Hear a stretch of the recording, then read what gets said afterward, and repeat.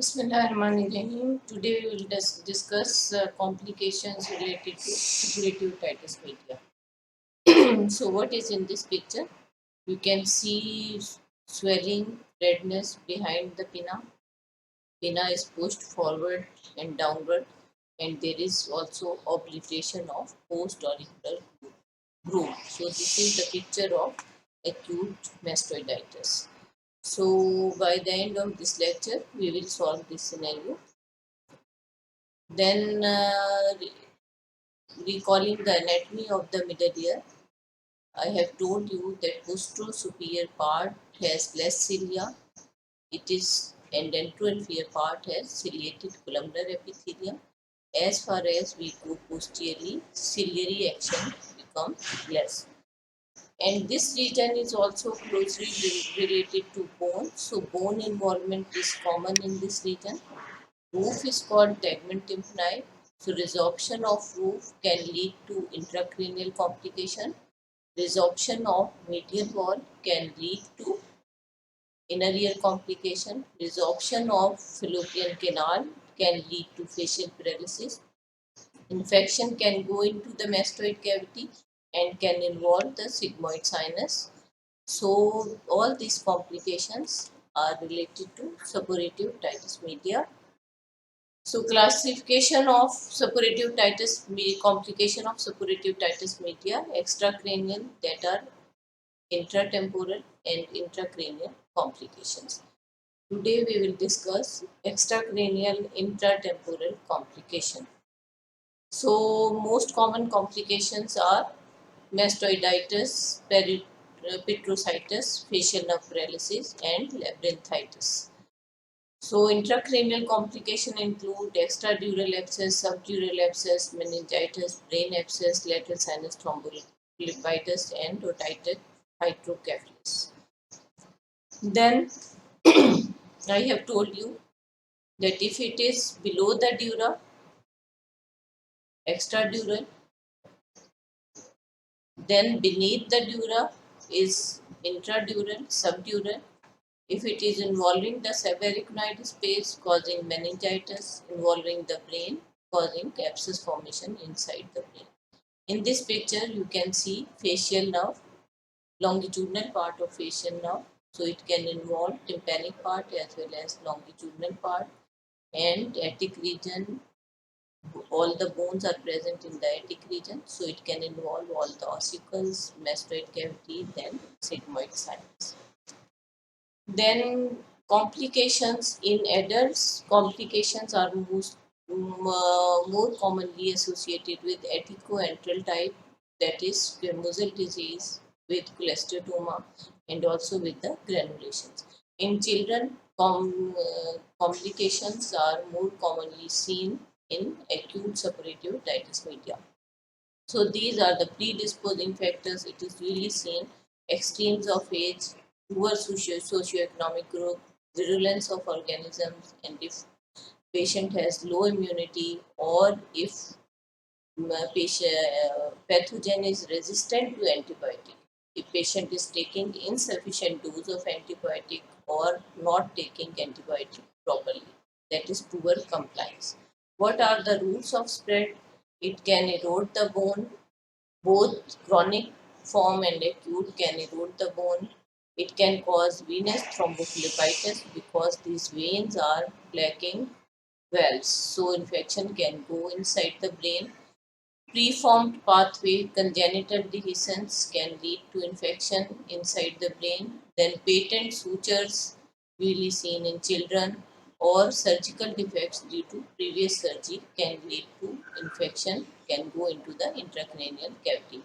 Then anatomical foramina, internal acoustic meatus can go, infection can go inside the intracranial cavity. Aqueduct of vestibule infection can go into the intracranial cavity. Oval window and round window, through these windows infection can go into the inner ear. So what is acute mastoiditis? Acute mastoiditis, first of all, I will tell you how there will be bone erosion. In cases of acute suppurative otitis media, there will be hyperemic decalcification. Inflammatory cells come and rupture of these inflammatory cells leading to release of leukotrienes, activation of osteoclast, and there will be resorption of bone by these osteoclasts. In cases of cholesteatoma, there can be pressure necrosis of the bone along with inflammation of the bone leading to osteoclast activity. So acute mastoiditis is the coalescence of the mastoid hair cells with accumulation of the pus. What is coalescence?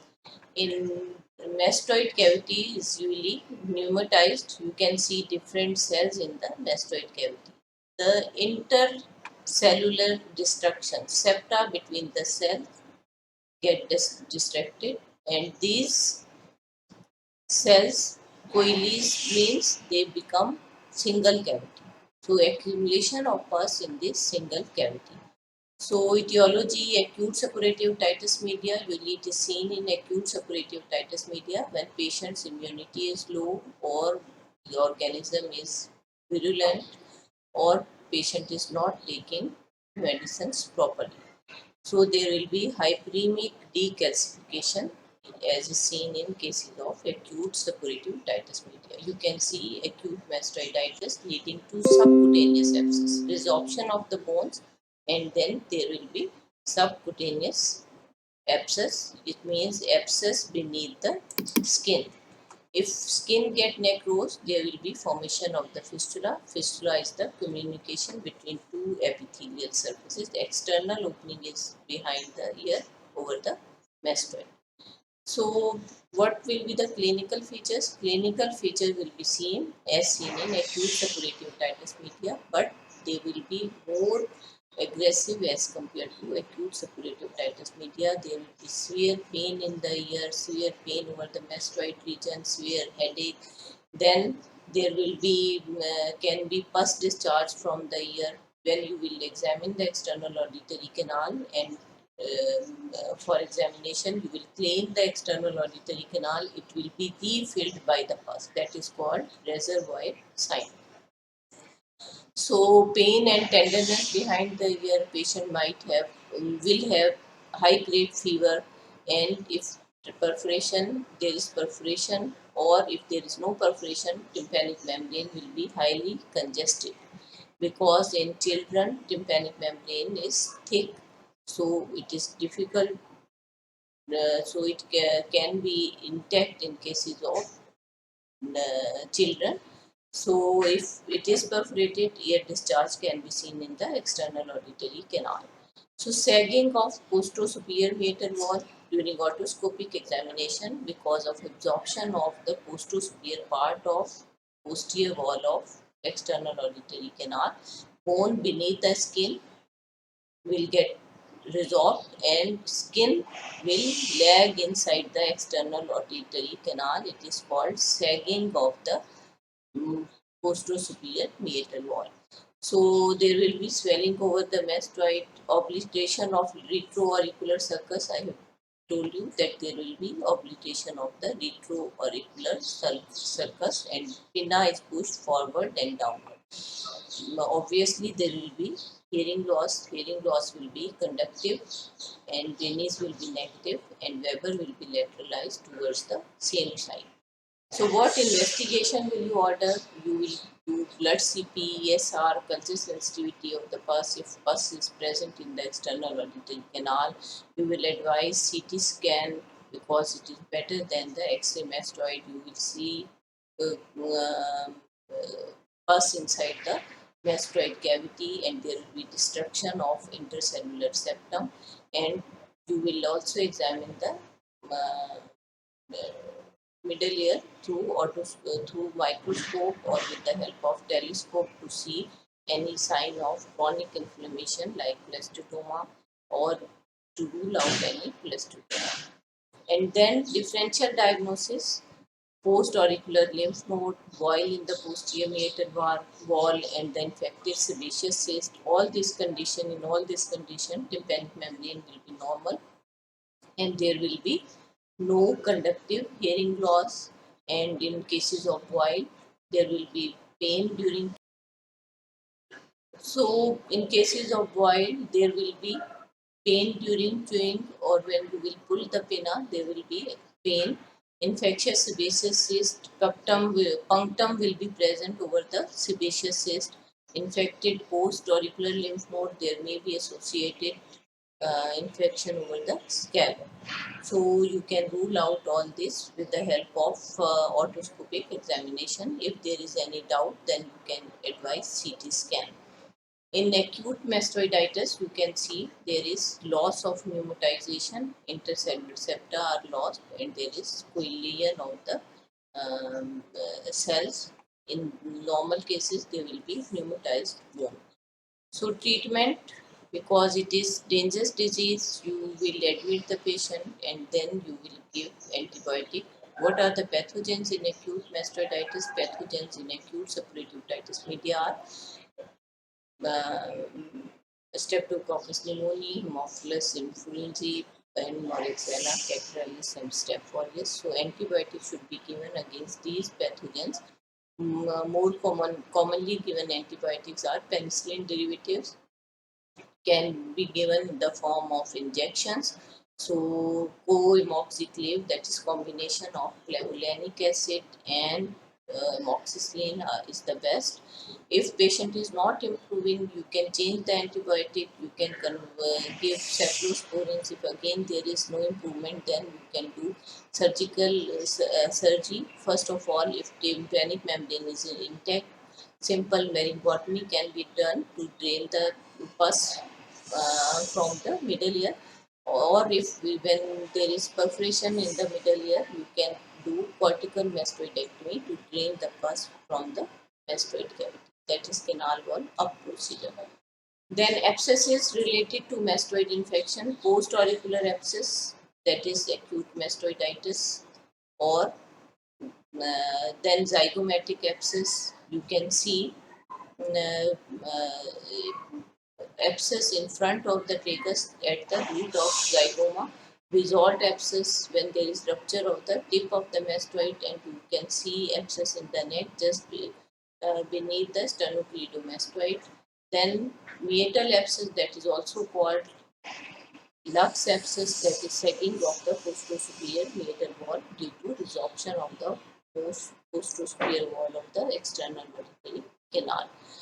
Now, masked latent mastoiditis, it is more dangerous as compared to acute mastoiditis because there is no clinical picture. Patient will come to you without any marked symptoms, so there will be slow destruction of the mastoid hair cells without any symptoms and signs of mastoiditis. So, mostly seen in children with history of repeated suppurative otitis media due to inadequate antibiotic administration or due to low immunity and poor compliance of the patient. So, what will be the clinical features? Clinical features will be of less severity.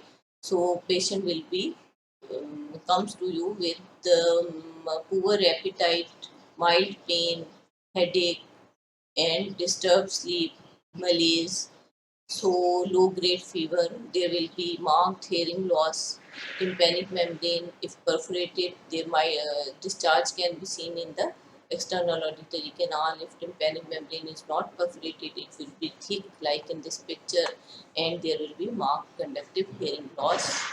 So tuning fork cranes will be negative and Weber will be lateralized towards the same side. So PTA will confirm your conductive hearing loss. So CT scan will show clouding of the ear cells with bone destruction, and there may be pus accumulation inside the mastoid cavity. So there is slow destruction of the bones with mild clinical symptoms. So complications or intracranial complication are associated with this disease, that is extradural abscess, then perisinus around the sigmoid sinus, collection of the pus around the sigmoid sinus. It can lead to petrositis. Then treatment is again cortical mastoidectomy. Drain the, if there is abscess around the ear, you can drain these abscesses and you will give antibiotics against the pathogens. First of all, penicillin derivatives, then cephalosporins. Now, complications, chronic mastoiditis, that is complication seen with chronic suppurative otitis media, commonly seen in adults with aticoantral squamosal disease and unsafe type of chronic suppurative otitis media. In this case, cholesteatoma, you can see cholesteatoma granulations on the otoscopic examination, sometimes destruction of the cortex of mastoid leading to fistula over the mastoid. Discharge definitely will be same as seen in chronic suppurative otitis media. Unsafe types will be scanty, foul smelling, deafness, usually conductive, but there may be mixed type of hearing loss. If inner ear is involved, then there will be tinnitus and vertigo. And on otoscopic examination, cholesteatoma and granulations can be seen at the attic region. So investigations, we will do examination under microscope or with the help of telescope, culture sensitivity of the pus. Then we will advise CT scan to see the bone destruction and MRI brain if we are suspecting any associated intracranial complication. So treatment is surgical, that is mastoid exploration, and this unsafe type of chronic suppurative otitis media we usually perform canal wall down procedures. What are these? These are modified radical mastoidectomy and aticoenterostomy. So patient can comes to you with the polyp in the external auditory canal that are actually the granulations tissue or the edematous mucosa that is highly congested, that comes out of the perforation into the external auditory canal. It really bleed to touch as compared to the polyp safe type of disease, that is edematous mucosa, and does not bleed to touch. So petrositis, again complication of usually seen with masked mastoiditis, or can be seen in acute suppurative otitis media and chronic suppurative otitis media. In 30% of the individuals, petrous bone is pneumatized, so infection can be seen only in these individuals. So middle ear infection or the mastoid infection can go to the petrous bone. So we drain these cells through superior tract or and through inferior tract. So superior tract, uh, it is all. This is called translabyrinthine petrosectomy. So petrositis has some can present with Gradenico syndrome, that is sixth nerve palsy, retroorbital pain, and ear discharge. It can be with acute suppurative otitis media and chronic suppurative otitis media at equantral time. So diagnosis is made by CT scan and MRI, and then treatment, you will admit the patient, antibiotic analgesics are given, a cortical mastoidectomy and petrosectomy, drainage of the petrous cells.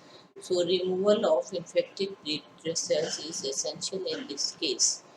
Then facial paralysis, fallopian canal, transverse part, that is tympanic part present in the middle ear, then longitudinal part is present in the mastoid cavity. So infection can involve either the tympanic part or the mastoid part, that is longitudinal part, involvement of the bone around the facial nerve, that is the fallopian canal. So involvement of the fallopian canal can lead to paralysis of the facial nerve. In children, it is seen in acute suppurative otitis media. In adults, is seen in chronic unsafe type of otitis media. Sometimes there are some predisposing factor, deficient bony canal, congenital, if it is deficient congenitally. So only one infection can lead to facial nerve paralysis. One episode of acute suppurative otitis media can lead to facial nerve paralysis. In acquired granulation, cholesteatoma can resolve the fallopian canal and can lead to facial nerve paralysis. Sometimes trauma, due to trauma, this canal is dehiscent, so infection can involve the facial nerve. Surgical, some surgery, previous surgery can, that is the iatrogenic trauma to the fallopian canal, can lead to facial nerve paralysis. So low immunity and high virulent organisms are the predisposed. Treatment of facial paralysis, in acute otitis media, broad spectrum antibiotics are given So if there is improvement in acute suppurative otitis media symptoms, so facial nerve paralysis, facial nerve functions can revert. So if patient is not improving, then you can do meningotomy or cortical mastoidectomy if mastoid is also involved to drain the pus in the mastoid region if longitudinal part is involved.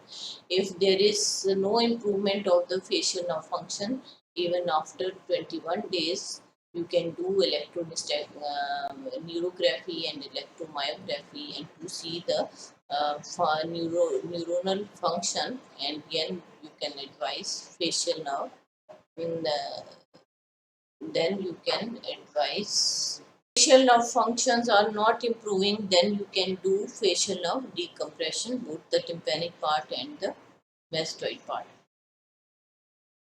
So in chronic otitis media, if patient comes to with facial nerve paralysis, immediate exploration is required. So removal of the disease from the mastoid and the middle ear, exposure of the facial nerve canal, facial nerve decompression, and if there is involvement of one or there is discontinuity of the facial nerve, then nerve grafting can be done and graft is taken to graft is taken from post auricular nerve or from the sural nerve. So which side is involved in this case? Right side, there is paralysis of the right side, and there will be contraction of the muscles of the left side. So labyrinthitis means inner ear involvement. It can be divided into simple labyrinthitis, serous labyrinthitis, and suppurative labyrinthitis.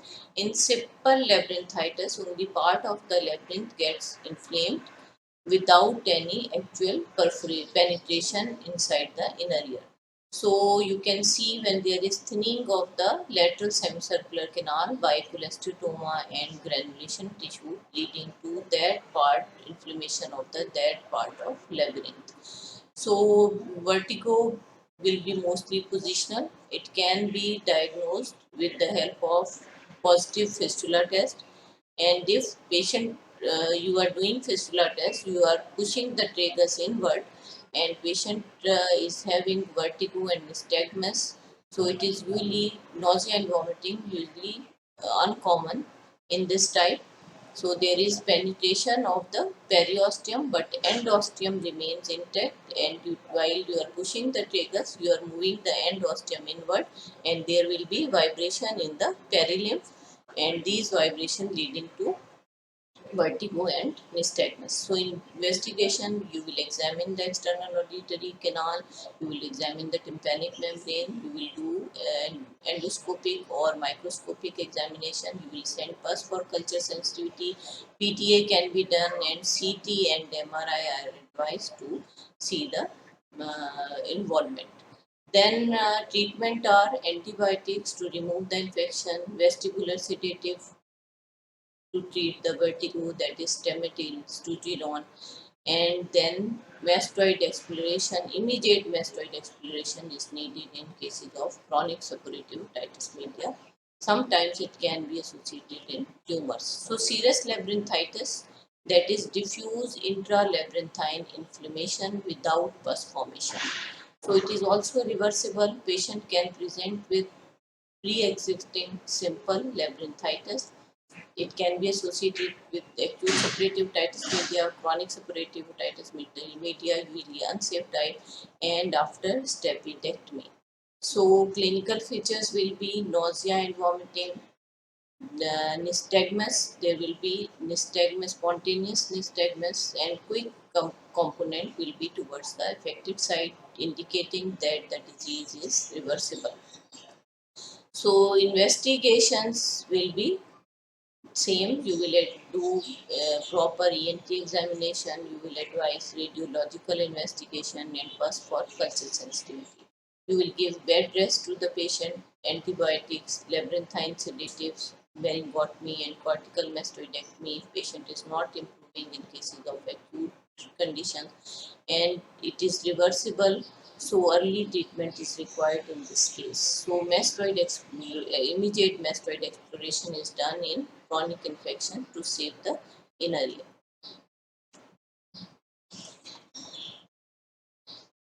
Then suppurative labyrinthitis, that is diffuse pyogenic infection of the labyrinth with formation of the pus, follows serous labyrinthitis. It's associated with severe vertigo with nausea and vomiting. Nystagmus, because it is reversible, so there will be nystagmus. Quick component will be towards the healthy side, indicating that disease has destroyed the labyrinth. So there may be fever and it is irreversible disease. Investigation will be, we will go do PTA and CT scan and MRI. Then treatment is the same. You will give antibiotic, you will give vestibular sedatives. In acute condition, you will give antibiotic. If patient is not improving, then cortical mastoidectomy, meningotomy. If tympanic membrane is intact, meningotomy can be done. But in chronic cases, immediate mastoid exploration is needed to drain the labyrinth. So our scenario is 7 years old boy presented with fever, severe pain in the right ear with mucopurulent discharge. There is seventh nerve palsy for the last 4 days on examination. There is tender swelling over the right mastoid. On otoscopic examination, tympanic membrane is congested and bulging. So what is your most probable diagnosis and how will you manage the case? As it is case of the acute suppurative otitis media with intratemporal complication, mastoid abscess and facial nerve paralysis. So management depends on diagnosis based on history, examination and investigation. So we have discussed all this, then treatment will be antibiotics, meningotomy and cortical mastoidectomy. So another scenario, 18 years old girl presented with severe vertigo, nausea and vomiting for the last 2 days with history of foul smelling, scanty discharge from the left ear for the last 4 years with hearing loss. Shiny pearly mass seen on the left attic region on the otoscopic examination. So diagnosis, investigation and clinical test and treatment of the patient. So it is chronic suppurative otitis media, aticoenteral type with cholesteatoma and labyrinthitis. Tuning folk test, Brenny's will be negative, Weber will be lateralized towards the site of infection. And PTA will show conductive hearing loss and sometimes mixed hearing loss. The examination will show cholesteatoma, CT scan, MRI will show the destruction. Then bed rest, head immobilization, and affected ear will be kept with affected ear uppermost. Antibiotics is given, labyrinthine sedatives can be given, and mastoid exploration. Why affected ear uppermost? Because looking towards the disease side, there will be more vertigo. So patient will see towards the normal side. So that's all about the intratemporal complications of the suppurative otitis media. Thank you.